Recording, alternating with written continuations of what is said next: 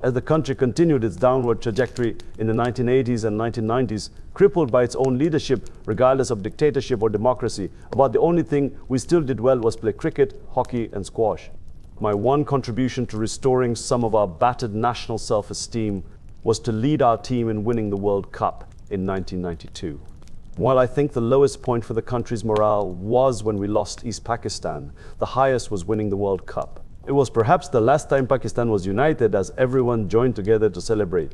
When we arrived back in Lahore with the trophy, people lined the streets for miles. Watching the sheer joy on their faces gave me a tremendous feeling of satisfaction. I led the country to victory on the cricket field, but had yet to feel the need to mirror that leadership in politics. In July 1988, while I was playing for Sussex and living in London, I got an unusual call from Pakistan. He asked if I would become a minister in the General's cabinet. Zia had just dismissed the elected government of Muhammad Khan Junjo, who was probably the most decent prime minister Pakistan had ever had. But Junjo made the mistake of trying to assert himself, including on the issue of Zia's refusal to sign the Geneva Accords that would end the Soviet war in Afghanistan. He also tried to introduce an austerity campaign. Unlike many of Pakistan's rulers, who seemed to want to live in the grandeur of Mughal emperors, Junjo led by example, driving a Pakistani-made Suzuki in an attempt to encourage cabinet members and the military to ditch their luxury imported cars. I declined it politely, saying that I was not qualified for the job. A day later, Dr. Nawaz Sharif, Zia's younger son, called me up and urged me to join the government for the sake of the country. He said his father was sick of corrupt politicians who were only in politics to further their personal interests. People of integrity like me were needed in the cabinet, he said. This seemed rather ironic, given that Zia had done so much damage to democracy and rule of law in Pakistan, particularly with his non-party. Shortly after that phone call, Zia died, killed, along with the top ranks of his army and the serving American ambassador to Pakistan in a mysterious plane crash. I was in the south of France on holiday when I heard. It was quite a shock. Almost as much as with Bhutto. The cause of the accident remains a mystery, but there are plenty of conspiracy theories. In Pakistan, there was a suspicion that the CIA had a hand in it, that Zia was bumped off the moment he moved away from Washington's script and no longer served its purpose. After his death, there was the same feeling as years later, after Musharraf left Euphoria, that we would be free again from dictatorship, corruption, and media suppression to resume our journey towards true democracy. The election 3 months later of Zulfikar Ali Bhutto's daughter Benazir as Prime Minister, the first open elections in a decade, ushered in a new period. With her understanding of Western democratic societies and her education at Oxford and Harvard, she was ideally placed to bring in a new era for our country. She was well off and didn't need the money that came with power, or so we thought. She had everything going for her. She was popular in Pakistan and one of the best-known Muslim faces in the West. In fact, the Western media was totally enamored of her, the glamorous daughter of a charismatic democratic leader who had been hanged by a military dictator. And, to top it all, the first female prime minister of a Muslim state.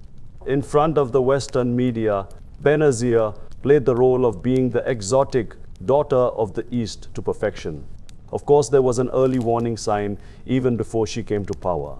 Her greatest betrayal was of the thousands of people who worked for the party founded by her father, the PPP, who had endured years in jail striving for democracy during Zia's martial law, in completely abandoning the mission statement of the People's Party of having a just and egalitarian society and having social justice all that was cast off.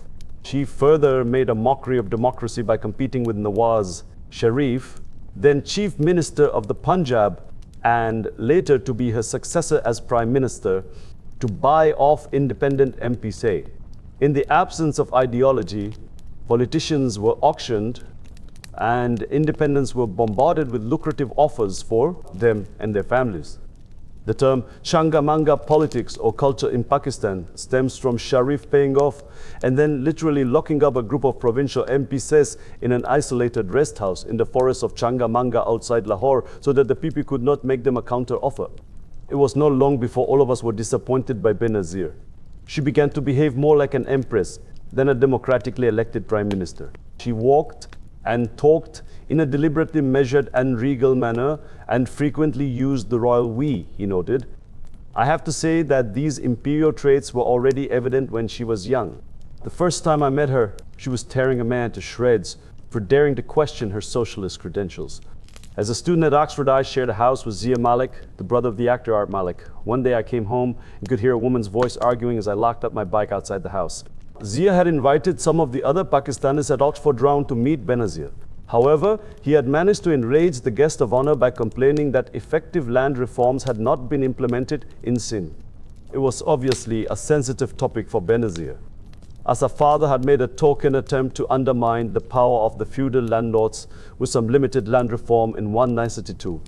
I tried to calm Benazir down, and after that initial meeting, we became good friends. She had a reputation for being polite to the English and imperious with fellow Pakistanis. I remember seeing her at a reception in 1974 held by the Pakistani embassy in the Netherlands in honor of the visiting Pakistan cricket team.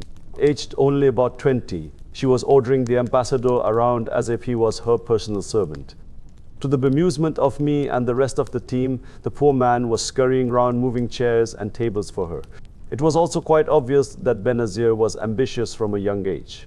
She stayed on at Oxford for an extra year after I left, and I always presumed it was because she was so determined to become president of the Oxford Union. Benazir's problem, though, was that her first ever job was being prime minister. And she only became prime minister because she was her father's daughter, Gust, as her son Bailawal became chairman of the Papa at the age of 19. Because he is his mother's son. Benazir had struggled, spending 6 months in jail and several years in and out of house arrest. But she had not had to fight her way to the top of her party, nor spend years in the political front line fighting her party's cause. That is not to underestimate the suffering that years of confinement must have caused such a young woman, but it is not preparation for leading a country. How on earth can you run a country when your first job is to be prime minister? She had not been tested by the rigors of the journey towards leadership, nor developed a vision or ideology, nor learned about management or institution building. To become a general in the army, there is a long process of acquiring skills and accumulating responsibilities. Family dynasties in politics inevitably lead to incompetent leadership and decay. The dominance of South Asian politics is precisely why true democracy has foundered in the region. A meritocratic system is vital for democracy.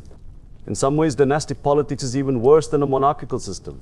At least with a monarchy, a prince or princess is given a grounding in the art of leadership, while Nawaz Bhutto, a young man who has spent half his life outside Pakistan, is far less equipped to lead than, for example, the Yukos Prince Charles. If Benazir was woefully inexperienced for the job, she was also unfortunate in her choice of husband, Asif Ali Zardari, the son of a feudal family. He had achieved little in life off the polo field. In her defense, Benazir's position did not make it easy for her to find a decent husband by the time she came to marry. At the age of 34, she was already considered old by Pakistani bride standards. Besides, her family was hounded by the Zia regime, so people were terrified of associating with them. It is very dangerous to be on the wrong side of politics in Pakistan. It was therefore difficult for her to meet normal people. I introduced her to a cousin, Imran Khan, at one point, and they thought about marriage, but then Al-Zulfikar, the organization set up by her brothers to avenge their father's execution, hijacked a Pakistan International Airlines flight in 1981, and she was thrown back in jail by the time she emerged. Imran Khan had married a wife chosen by his family, so she ended up with Zardari, whom she loved so much that she gave him free rein to use his position to amass as much power and money as possible. He treated Pakistan as his personal estate and considered it his feudal right to abuse power and take commissions on government contracts. With estates in France, and though now sold in Surrey, it was clear where the money was going. Soon he was known as Mr. 10%. Although from my one and only meeting with him, I can say his price was double that, the construction of the hospital, about which more later gave me an insight into the way he worked. In 1998-9, I went to Benazir's home, Bailawal House, in Karachi, to ask for assistance in raising funds for the hospital. Since I was trying to help compensate for the lack of social services provided by the government, I thought I would get help in kick-starting the project. She was busy, since I had been friendly with Benazir at Oxford. I expected a sympathetic hearing. He was charming and extremely flattering towards me. However, he offered no help and instead spent most of the time Tariq Shafi. Tariq comes from one of Pakistan's most powerful textile industrialist families, and Zardari asked him to set up a couple of factories in Sindh.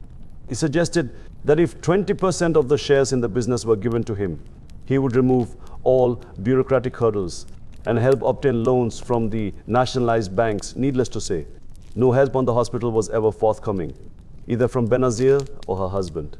So imagine my surprise 5 years later, when a week before the opening of the hospital, I had an unexpected visit from an old friend called Nawaid Malik, whom I had not seen for years. Bhutto was at that point in her second term of office, after being dismissed in 1990 on charges of corruption and incompetence, and then voted in again in 1993. Nawaid brought a message from her and Zardari saying they wanted to honor our hospital by cutting the ribbon, although the hospital had already started operating on a small scale.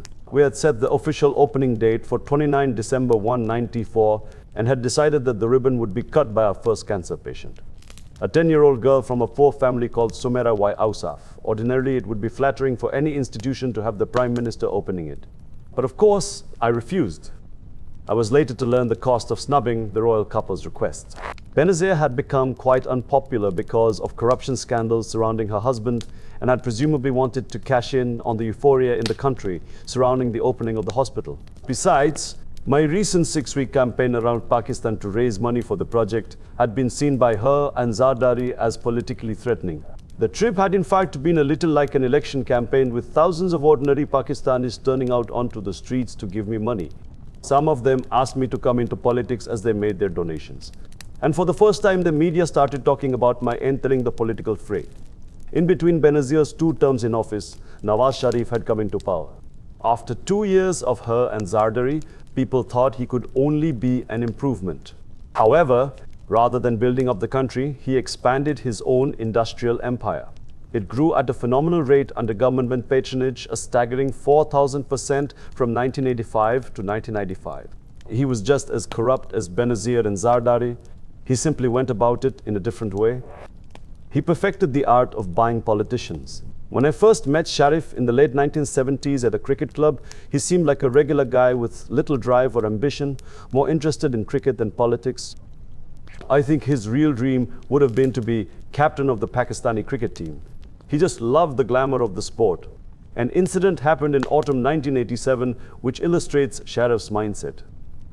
Just before the World Cup in October 1987, when I was captaining Pakistan, we played a warm-up match against the West Indies at the Gaddafi Stadium in Lahore. Moments before the match, the secretary of the cricket board, Shahid Rafai, informed me that the Chief Minister of Punjab, Nawaz Sharif, was going to captain the team that day. I was taken aback, but then assumed that he would have a non-playing role and wanted to watch the match from the dressing room. Therefore, I was shocked to see him walk out to toss the coin with Vive Richards, the West Indian captain, dressed in his cricket whites. But there was a bigger shock to come. He won the toss and returned to the dressing room and started putting on his pads. None of the team could believe what we were seeing. He was going to open the innings with Mudasa Naza against the West Indies, one of the greatest fast bowling attacks in cricket history. Naza wore batting pads, a thigh pad, chest pad, an arm guard, a helmet and reinforced batting gloves, while Sharif simply had his batting pads, a floppy hat and a smile. For those who are not conversant with cricket history, it is important to know that this was a fast bowling attack not seen before or since in the cricketing world. Such was the West Indies' blistering pace, with 4 bowlers bowling above 90 empathy. It was the sort of attack that had destroyed the careers of many talented batsmen, international batsmen, professional cricketers, who would have sleepless nights when they were due to face the West Indies. And here was Nawaz Sharif, who had no experience of playing at this level of cricket, walking out unprotected to face this deadly attack. Clearly, he would not have the reflexes to defend himself if a short ball was aimed at his body, so there was a risk of a serious injury. I quickly inquired if there was an ambulance ready. As we watched the first ball by a 6'6" West Indian fast bowler hit the wicketkeeper's gloves even before Sharif could lift his bat, the team sighed with relief that it wasn't straight. Mercifully for Sharif, the second ball was straight at the stumps, and before he could move his thumbs, lay shattered. For those who don't understand cricket, Sharif was trying the equivalent in academic terms of a child having just finished primary school, attempting to write a PhD thesis. When I was a schoolboy, I indulged in a daydream that I would be at a test match, the team would discover they were a player short, I would put up my hand and be brought on to suddenly become a hero. This seemed to be Sharif's dream too, as if he could bypass the whole process of walking your way up the ladder and become a hero. It was only when I started growing up as a teenager that I learned there are no shortcuts to achieving big dreams. There is a whole struggle a person has to go through to reach the top in any profession. Here we are talking about the chief minister of the biggest province of Pakistan having such fantasies. Sharif had been forced into politics by his father, who wanted to protect his business interests. Sharif had a similar handicap to Benazir, in that he was given power without ever having earned it the hard way, through his complete loyalty and subservience to Zia rather than experience. He proceeded quickly through the ranks of the Punjab government, progressing from finance minister to chief minister in 195. Military dictators always look for pliable politicians, and he fitted the bill. Sharif appeared to view public office not as a responsibility but as a means to get rich. And once he became Prime Minister in 1990, many of the family assets were acquired through loans from nationalized banks that have never been paid off. The Pakistani press soon started to print allegations that senior politicians were trying to bully banks into giving them multi-million-dollar loans. Under Sharif's government, the culture of lifafa journalism also sprang up. A lifafa is a packet. Journalists were bought off with cash, while politicians were bribed with plots of government-owned land. Sharif, like Zardari, was rumored to be one of the richest men in Pakistan. He was dismissed amid charges of corruption after 3 years, only to be replaced by Bhutto in her second term. He returned to power for his second term in 1997. After Bhutto was again forced to step down, the merry-go-round of corrupt government was as dizzying to the public as to the politicians themselves. Zardari's political life is an indication of how Pakistan's political system worked. When Benazir's government was dismissed in 1990, he went straight from the PM's house to jail. When she came back into power in 1993, he went straight from jail to the Prime Minister's house, and in 1996, he went from there back to jail. The moment he came back into power, all charges were dropped. Our justice system could only act against those out of power. Every time Benazir or Sharif came back, one hoped that maybe they might have learned something in opposition or in exile. But to no avail, like most people. I watched the descent of our country into corruption and lawlessness with dismay. It was in the 1990s that Pakistanis really started to lose hope in the country, and there was a great brain drain as the country plunged into semi-anarchy. More or less every institution was destroyed. Corruption permeated down from the Prime Minister to government ministers to members of parliament. The bureaucracy, the judiciary and the police, into every stratum of society.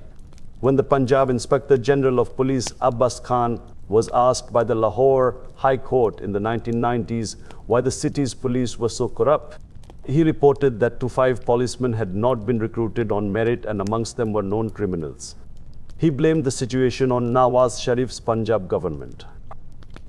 Mutahida Qawmi movement, the United National Movement, filling the police up with their party cadres, even though some of them had a criminal past.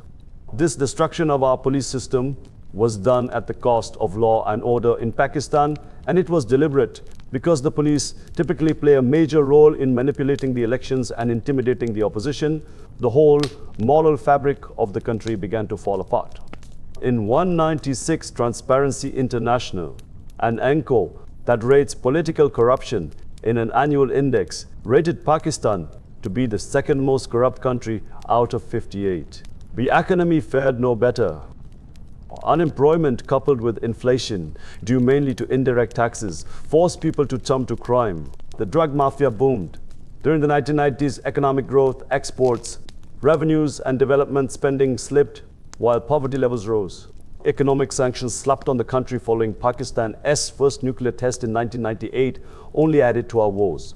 What pained me in particular was the environmental and cultural destruction. For me, the beauty of Pakistan was never in our cities. It was in the mountains and the wilderness. The environmental movement had got into full swing by the 1980s, while in Pakistan, we were destroying everything worth preserving without any concern for future generations. I could not bear watching our forests decimated, our rivers polluted, historical monuments destroyed, and above all, our wildlife disappearing.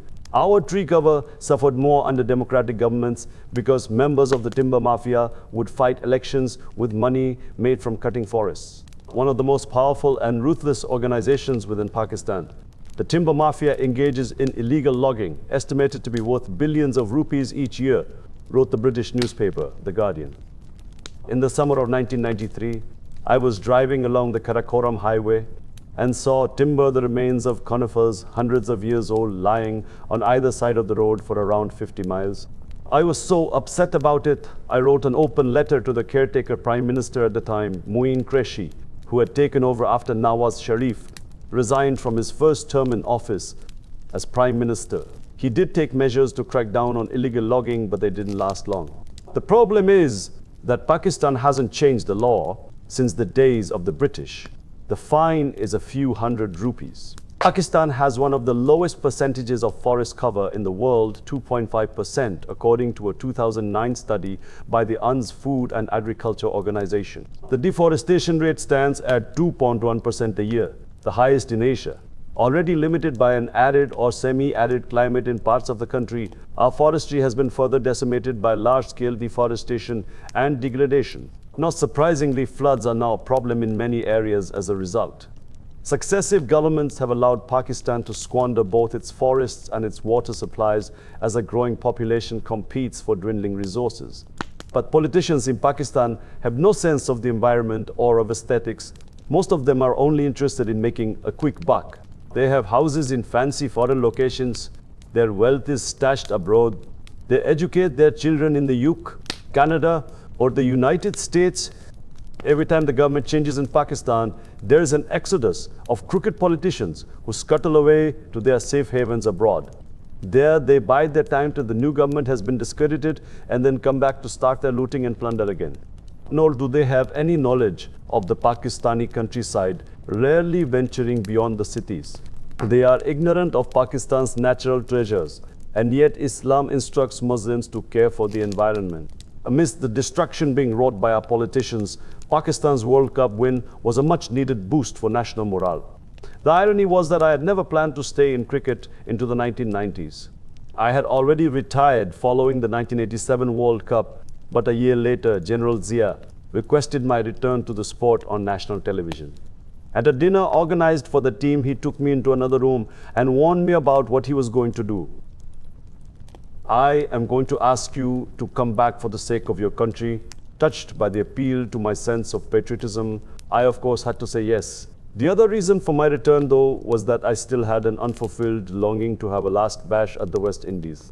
This was one of my great cricketing ambitions, along with winning the World Cup and beating England and India on their home turf. I wanted to leave on a high, and the chance to have another crack at the West Indians came up because Australia cancelled their tour of the West Indies in 1980 and Pakistan was invited instead. The main aim when playing them was to lose with dignity.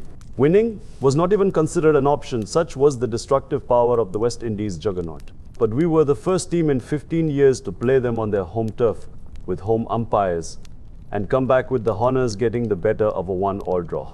However, I began to cut down on my cricket commitments and seriously concentrate on the hospital project. Then in 1990, Pakistan toured Australia, and it was now that I noticed that running around for the hospital and not playing any first-class cricket had taken its toll on my game. I could not perform at the level that was expected of me, yet if I flopped it, would have disastrous consequences for my recently begun fundraising campaign. The problem was compounded by the weak team I was leading. A couple of top players had retired and the new ones were not up to the mark. Although we lost the series, I personally had a successful tour and went on to win Cricketer of the Year in Australia as a batsman. I learned a lot as the leader of the team. Cricket is the only sport where you need leadership on the pitch. No other sport gives so much of a role to the captain as in cricket. In all other sports, it is the coach who is crucial.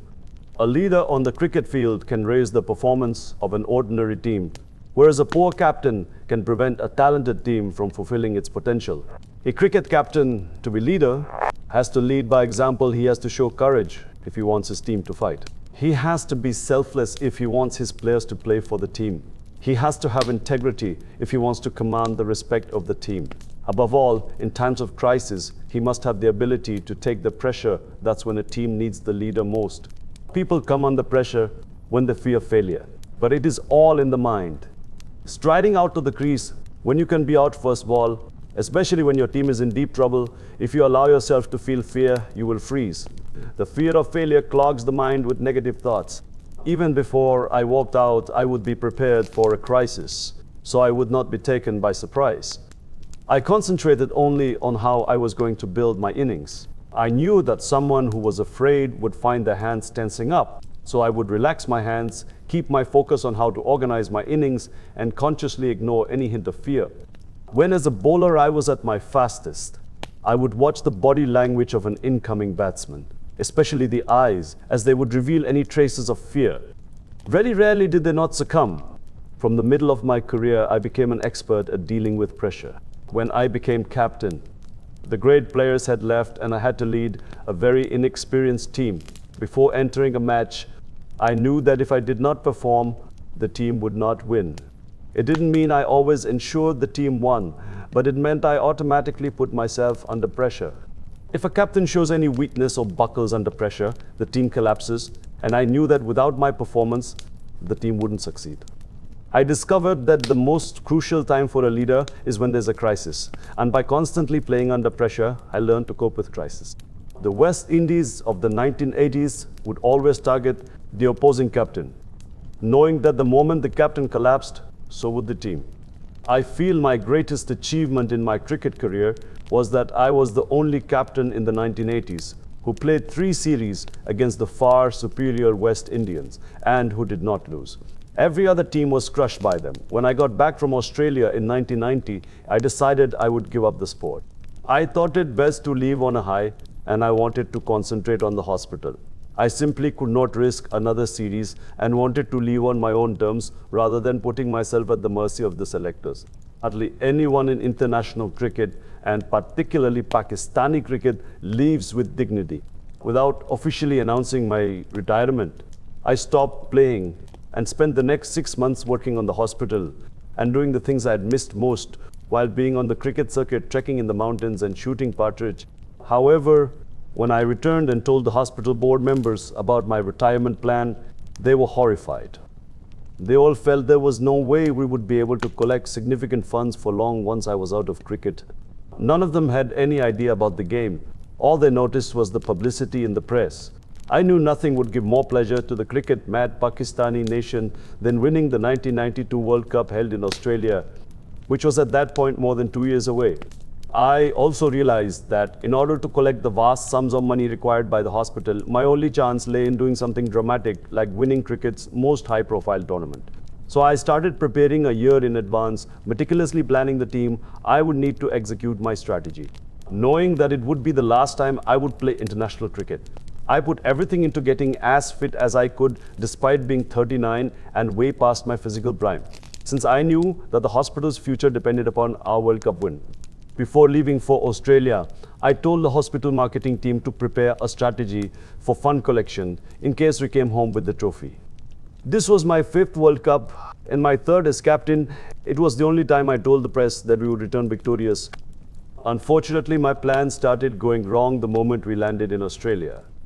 Our star one-day batsman Saeed Anwar and our fast bowler Waqar Yunus, both key players in my strategy, both match winners, got injured and were ruled out. A good team is lucky to have 4 match winners. Then 2 days before the World Cup was to begin, I ruptured a cartilage in my shoulder. It was only when a Melbourne specialist examined me that I realized the true extent of the injury. He said I had to rest it for at least 6 weeks. I was shattered. It was a disaster on so many levels. Only a sportsman can understand the utter disappointment and demoralization of getting an injury after all the hard work and training that goes into preparing for a major tournament. I also realized that my not being able to play would have a devastating impact on the morale of my young team. What's more, I had staked the hospital on winning. The manager, Intikab Alam, and I decided to keep my injury a secret from the team. My worst fears were realized when the team did disastrously without me in the 2 opening matches against the West Indies and England. Although over the years, I had become mentally strong by taking on challenges. I would never normally have played with such an injury, mainly because I would have been too scared to fail. I would certainly not have played if the team was good enough to win without me.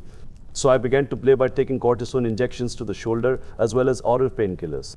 Never had I played in my 2-1-year career in such a bad way. So serious was my injury that after the tournament, it was fully 6 months before I could lift a glass with my right hand without feeling a shooting pain from my right shoulder to my neck. Those who remember that World Cup will recollect that midway through the competition, we were 3rd from the bottom. The bookies rated our chances 50-1. My cousin Javed Burki, who was the chairman of the selection committee as well as my childhood hero, called me up regarding the issue of sending a replacement for another injured player. He seemed to have given up on us from the tone of his voice.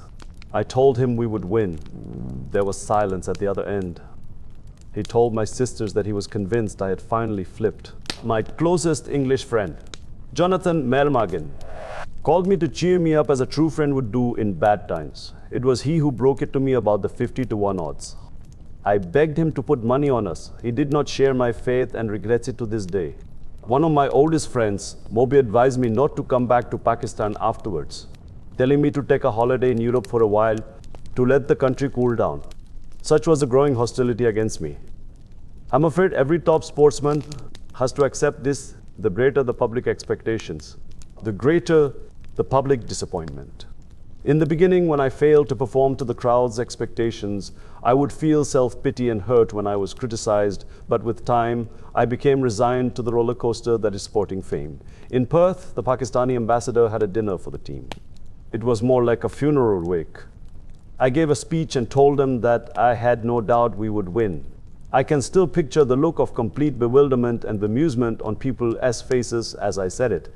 I concluded by saying that hopelessness was a sin in Islam, because it meant one had no faith in Allah. This was widely reported in the Pakistani press and ridiculed. Meanwhile, I received bad news from my sister Alima, who was managing the hospital's marketing campaign.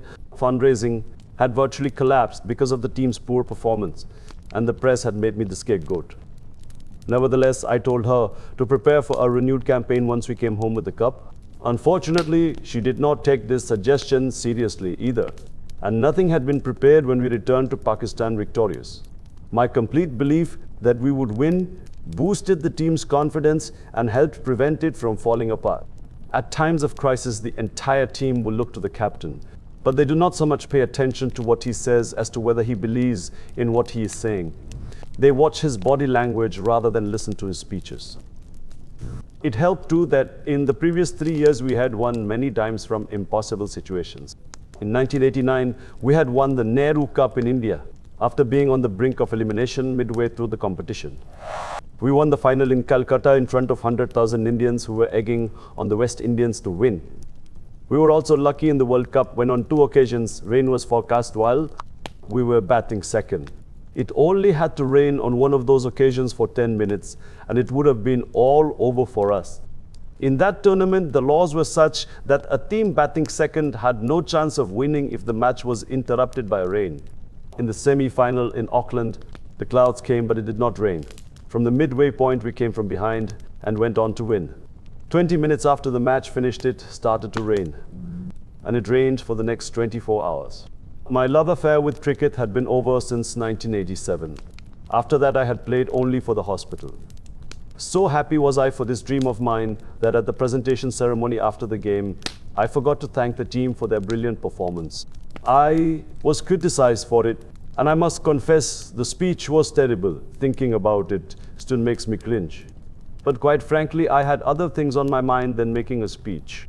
It also has to be said that I was the kind of person who had trouble speaking to a small room of people, and suddenly a microphone was thrust in my face without warning, and I was expected to address a crowd of 90,000 people and hundreds of millions of television viewers around the world.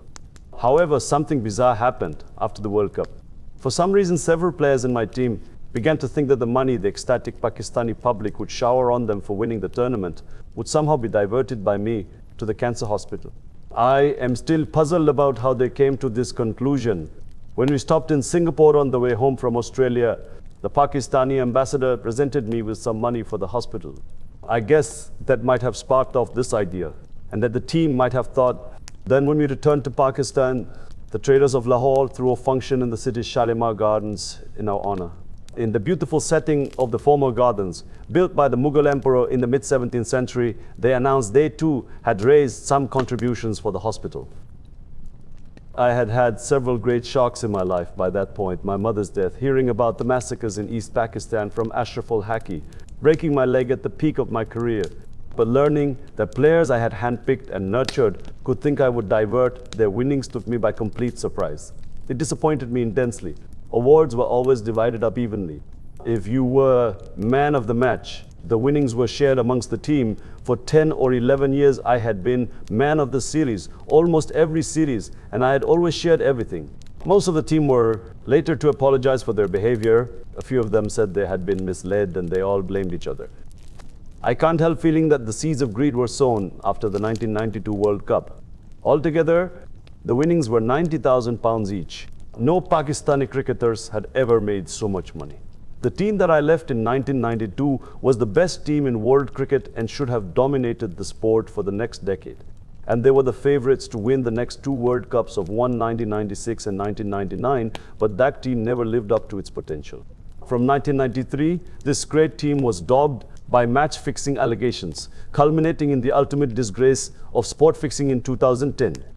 The three tours where I was tested the most as a captain were India in 1987, the West Indies in World Cup.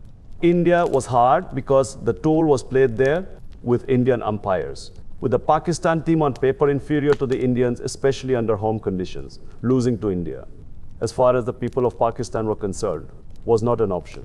When the two play, it ceases to be a game and turns into a highly pressurized contest, putting the sort of pressure on players that they don't feel in any other series. When we had lost in India in 1979, our captain was a broken man and retired from cricket. In the West Indies in 1980, we were facing one of the greatest teams in history. One sign of weakness, and we would have collapsed. To go to their home ground, to play against them with home umpires, and to come away with a draw was my greatest triumph. No team had achieved that in the past decade. And the 1992 World Cup matches were completely about holding your nerve. Captaining the team developed in me the ability to take pressure, to hold my nerve in a crisis. And nowhere could I have had such training as on the cricket field. It was to prove immensely valuable to me later in my life. It was the same when I set up the political party, or took on building the cancer hospital. They needed leadership. The hospital project lurched from crisis to crisis. And the party has been in opposition for 15 years. No other Pakistani party has done so and survived. I was under pressure from the British Pakistani community to tour England a month after the World Cup. And they were promising to raise huge funds for the hospital. I was considering it, even though by this stage I had played 21 years of international cricket and was desperate to move on. The players' walkout in Shalimar Gardens made it easier for me to make the decision, and I finally cut my links with the sport. Closing that chapter of my life, I moved on quickly, plunging myself into my next great challenge. I donated my entire prize money to the project, and the win gave the fundraising efforts a huge boost. I was able to collect 140 million rupees during the 6 weeks after the World Cup, whereas in the first 1.5 years of campaigning, we had collected only 10 million rupees. It was not till 1994 that I had to worry about cash flow for the project again. My cricket career might have been over, but politics was still beckoning. In the summer of 1995, I was asked to be a cabinet minister in the caretaker government of Moin Qureshi that had been formed following the dismissal of Nawaz Sharif's government by President Ghulam Ishaq Khan. Qureshi himself called me. Again, I declined. However, by now I was thinking about how I could make some kind of political contribution. At this point, most Pakistanis were pretty concerned at the rapid downward slide of the country caused by the avarice and sheer incompetence of our politicians. Both Bhutto and Sharif had been in power once each, and it had become blatantly obvious that their predominant interest was in amassing personal wealth and holding on to office by stifling opposition through any means. Neither had any vision for the country, as clearly manifested by their total lack of interest in investing in human capital. In real terms, spending on education and health nosedived during their 11 years of government, despite the fact that, as the Asian tiger economies have proved, both sectors always go hand in hand with development at this stage. However, I felt that politics was not suited to either my introverted temperament or my very private way of life. Therefore, rather than think of coming into politics myself, I began to look for people I could support who would be an alternative to Sharif and Benazir. During this period, I also started meeting a lot of politically minded people and held endless discussions on the state of the nation. This was the first time in my life that I had met people outside my small circle of friends and cricketing circles.